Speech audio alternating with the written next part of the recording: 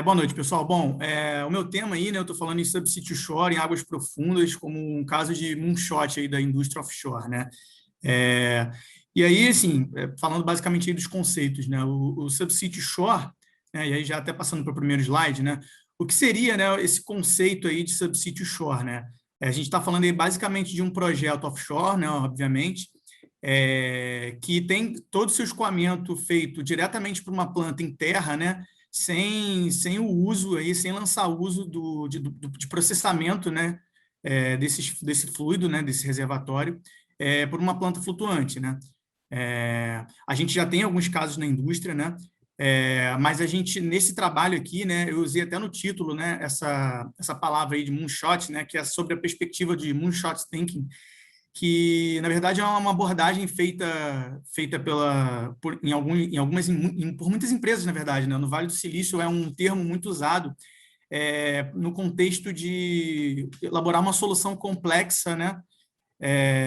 Uma solução inovadora, na verdade, para problemas complexos. E aí, por que a gente está usando esse tipo de abordagem para falar de subsea shore, né?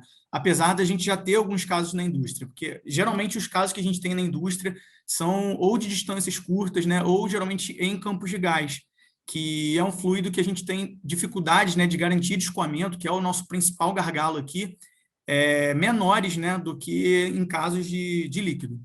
Então, eu coloquei até um videozinho aqui, é um vídeo de 1 minuto, né? Não vai comer muito tempo, que é um vídeo da Equinor, que tem até no YouTube, né? Um vídeo público, que ilustra bem aí essa visão de futuro, né? Da indústria offshore, onde que elas estão enxergando e por que a gente está chamando aqui, né, de moonshot thinking. Então, eu vou botar um vídeo rapidinho aqui. It looks like a small city out there at sea. This is how we produce oil and gas today. Energy demand rises, and our emissions are too high. So we need to do this more energy efficient. What if the people could work onshore and be closer to their families? Beds and living quarters can be removed, and then we no longer need a helideck. Storage tanks and other heavy things are placed on the seabed.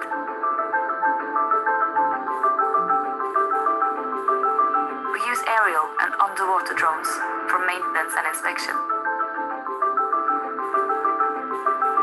Everything is controlled from land. This is not only much safer, but the emissions are close to half compared to conventional solutions. This is not the future. We have tested many of the elements individually, but in combination, we have a unique solution the world has not seen before. This is our recipe for more energy-efficient production of oil, wind, and gas. Bom, pessoal, e aí é o seguinte, o objetivo desse trabalho aqui é basicamente passar aí, né, pela trilha tecnológica aí que a indústria segue hoje, né, que com a perspectiva de chegar nesse cenário que está sendo apresentado aqui, né. A Equinor hoje já faz isso, né, eu trouxe aqui 2 estudos de caso aqui também para apresentar em campos de gás, né, como eu citei aí anteriormente, mas o desafio é a gente começar num futuro a pensar num tipo de sistema desse tipo num sistema do pré-sal, por exemplo, né, a 200 quilômetros da costa, em lâminas d'água de mais de 2.000 metros, enfim, com petróleo aí, líquido aí para processar. Então, o objetivo aqui desse trabalho é passar por toda a trilha tecnológica, né, desses sistemas, para ver onde a gente está hoje, né, qual o caminho que a gente tem que percorrer para chegar nesse cenário. Alguns elementos desse vídeo aqui vão aparecer, né, aqui na frente e aí eu vou mencionando. Bom, primeiro, assim, só fazendo um contexto histórico, né, da produção offshore, né, como é que ela surgiu. Eu dividi esse slide histórico em 3 grandes blocos, né, que acho que vale a pena para a gente se contextualizar aqui. Primeiro, o Golfo do México, né, que é onde a gente começou, né, onde a indústria começou a fazer qualquer tipo de produção offshore. Então, lá em 1937, a gente tem a primeira plataforma fixa de aço, né?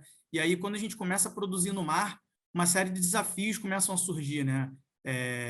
E aí, enfim, a indústria se junta com as universidades, e aí meteorologia e oceanografia são ciências que ganham muito corpo aí para a indústria offshore, porque são ciências primordiais aí para a gente conseguir produzir no mar, né?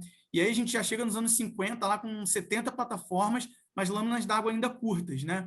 De até 20 metros. Hoje a gente já opera em lâminas d'água de até 3.000 metros. E aí, lá, em 1960, começa um pouco a história da indústria no Mar do Norte, né? É lá no campo de Ekofisk, lá na Noruega. As lâminas d'água começam a ficar um pouco mais profundas, né? Já estamos falando aí de lâminas d'água de 70 metros. E aí, conforme a gente vai aumentando essa lâmina d'água, essa distância da costa, a gente vai também aprimorando as tecnologias, né? Então, lá no Mar do Norte surge aí a primeira plataforma autolevatória, né? A Jacap, a primeira TLP também, já em lâmina d'água aí de 148 metros, e desenvolvimento aí da SPA e do próprio FPSO, né? Tão conhecido aí no nosso contexto aqui no pré-sal, que é o nosso próximo bloco, né? Hoje o pré-sal é um grande estudo de caso aí para exploração de águas profundas, né? Ultra profundas, na verdade, né? A gente opera hoje em lâminas d'água entre 2.000 e 3.000 metros, diversas tecnologias, né? A Petrobras já ganhou a ATC mais de uma vez aí pelo emprego aí de tecnologias submarinas no pré-sal. Então, a gente tem esses 3 grandes blocos aqui para contextualizar todo o histórico aí da produção offshore. Bom, agora falando um pouco do estudo de caso, né, do que são projetos desse tipo, né, que a gente está falando aqui, em produção offshore. Então, a gente tem um caso conhecido, né, quando a gente fala nessa temática aí de subsea shore, a gente tem 2 estudos de caso bastante conhecidos lá no Mar do Norte. Um deles são estudos de casos semelhantes, tá? O primeiro deles aí é o campo de Ormen Lange. O campo de Ormen Lange é um campo basicamente de produção de gás, tem 19 poços, né? Ele faz o uso aí de 4 templates manifolds, ele escoa todo esse gás produzido, né, para uma planta de processo em terra, que é em Naihama. Esse gás chega lá através de 2 gasodutos aí de 30 polegadas. E aí, como que a gente faz para esse gás chegar, né, de uma distância grande aí, de 170 quilômetros, né?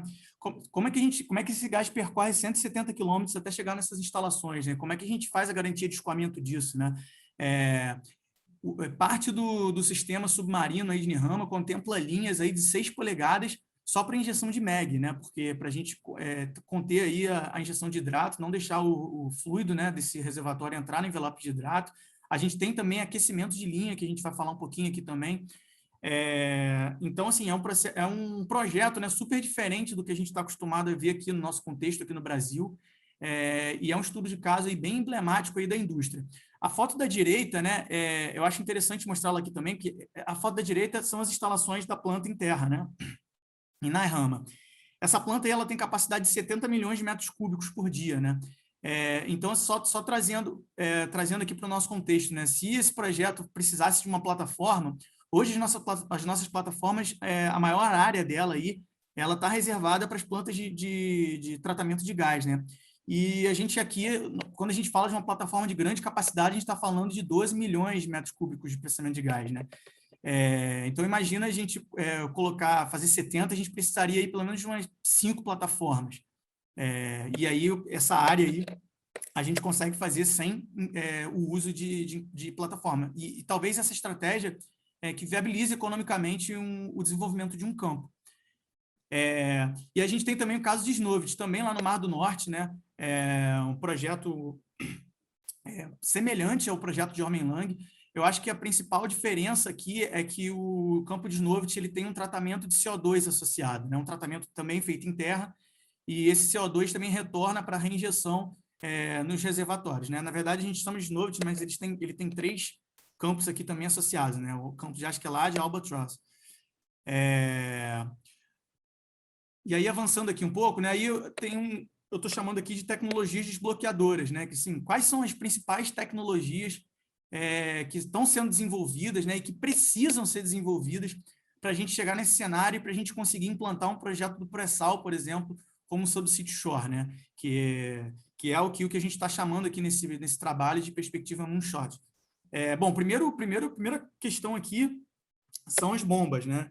É muito importante a gente falar de bomba porque para esse contexto que a gente está falando aqui, a gente precisa, né, de bombas de grande capacidade.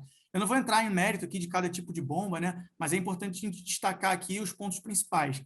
Quando a gente olha para a vazão, no primeiro momento, né, a gente olha as 2 últimas aqui, né, a multifásica submarina hélico-axial e a multifásica submarina duplo parafuso. São as que suportam maior vazão, sendo que a hélico-axial é uma bomba que consegue suportar, né, a maior lâmina d'água, né?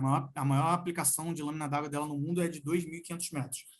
E aí é o seguinte, como a axial, né, ela tem um princípio de funcionamento convertendo energia cinética, né, em diferencial de pressão, ela tem uma tolerância um pouco menor a gás do que a bomba tipo duto parafuso. Então, assim, essa tolerância a gás vai depender muito também do emprego, de se você vai fazer uma separação de gás submarino ou não, que a gente vai falar um pouquinho mais lá na frente. Então, muito dependendo do seu projeto, né, da sua lâmina d'água, do seu fluido, né, da fração de gás que você tem no seu fluido, você vai por um caminho ou por outro aqui. E a tecnologia de bombas de grande capacidade, né, a gente está falando aqui de bombas de 5,5 megawatts com TRL5, né?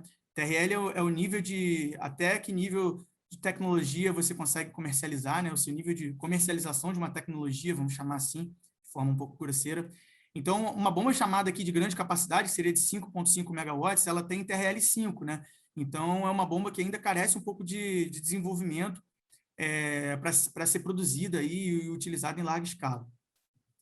E aí, vou falar um pouco aqui rapidamente também de compressor submarino, que é uma tecnologia aí também um pouco mais complexa. Hoje a gente tem em 2015, né, a primeira aplicação de um compressor submarino no campo de Gullfaks, lá também na Noruega, né?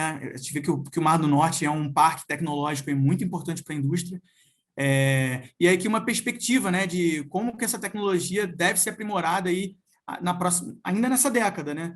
A visão da indústria, o que a indústria está propondo. Hoje, esse primeiro compressor submarino instalado lá na Noruega são compressores de 5 megawatts, são 2 de 5 megawatts, e a gente está falando aí de até 2025 já ter compressores aí com capacidade de 12 megawatts. Então, é uma tecnologia que também está avançando e vai ser muito importante aí para essa perspectiva aí de projeto subsea shore. Falando aqui de processamento submarino, que é uma parte importante aqui também, talvez uma das partes mais importantes aqui desse contexto, né, de subsea shore, como eu estava falando da bomba, né? Se você, por exemplo, está trabalhando com uma bomba que tem uma baixa tolerância para gás, você vai precisar de um separador submarino gás líquido, né? Para você conseguir colocar um fluido lá com baixa fração de gás e poder utilizar uma bomba que possivelmente é mais barata. Então, o SSGL tem essa função, né? É um equipamento que faz essa separação das fases de gás e líquido, né? Aí eu coloquei até um exemplo aqui do VASPS, né? Que também é muito semelhante ao Caisson. Ou seja, o fluido entra por esse equipamento, que é um vaso separador, né? Então, ele percorre um caminho helicoidal aqui e tem saídas de líquido e gás diferentes aqui para percorrerem diferentes caminhos aí, a depender aí do teu arranjo submarino.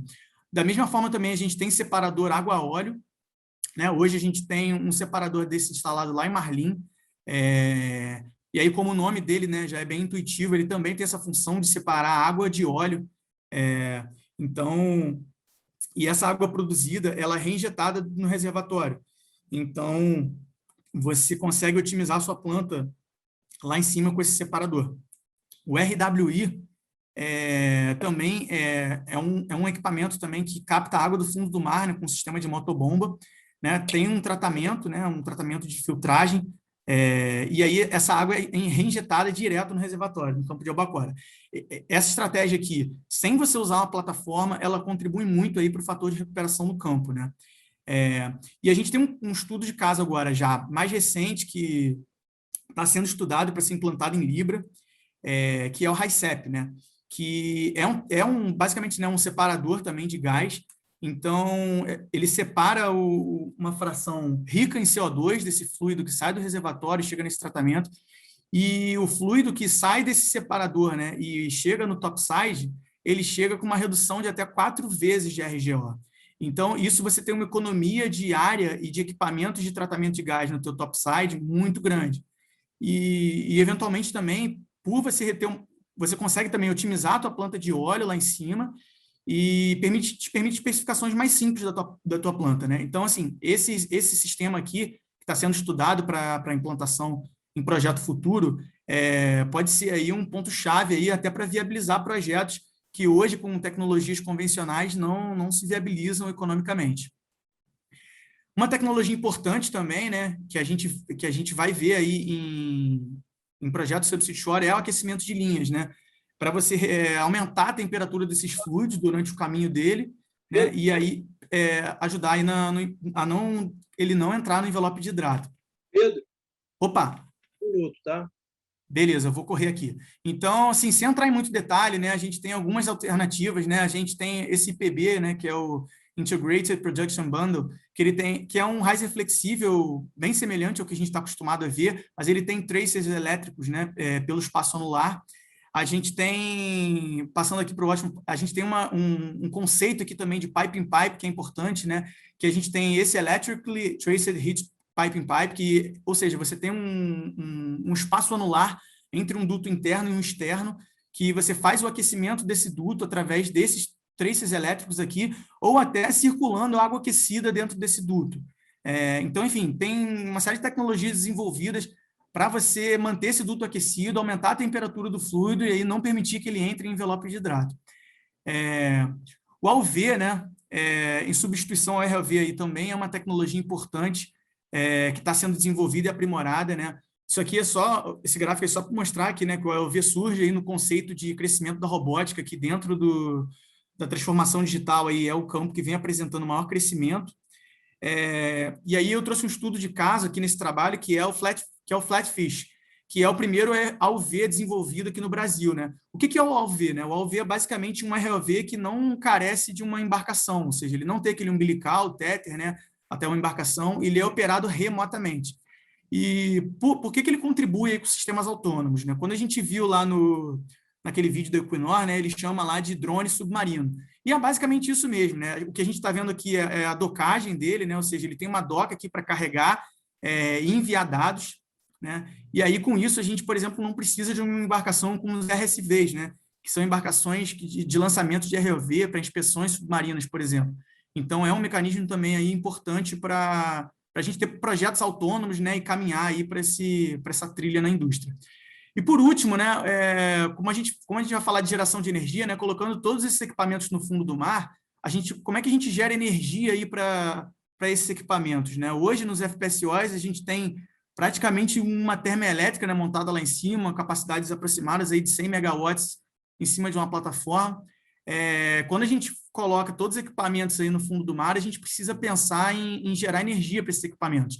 E aí, nesse contexto, a energia eólica offshore surge como uma alternativa importante aí a ser desenvolvida, né? Aí eu trouxe num gráfico aqui o crescimento geralmente, né, hoje, na grande maioria, como a gente vê, né, o azulzinho aqui são as estruturas fixas, né, dessas turbinas offshore, e em verde são essas turbinas instaladas com uma estrutura flutuante. A gente vê que ainda é tímido, né, essa instalação de estruturas flutuantes, mas ela tem um crescimento importante aí na década de 2020, que está sendo previsto aí, né, pela indústria, né?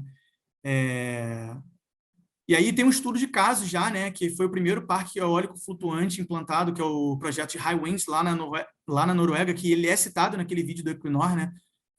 Enfim, o vídeo é rapidinho, mas depois, se quem quiser repassar, pode observar que é um dos projetos citados lá naquele vídeo, e como a gente observa aqui, né, é uma turbina com uma estrutura flutuante, e ela faz o uso aí de boias flutuantes aí semelhante à plataforma SPAR, né, que permite a instalação delas em lâminas d'água mais profundas, né, até a gente chegar, né, em lâminas d'água precisas para a gente conseguir atender a energia de equipamentos a grandes distâncias da costa.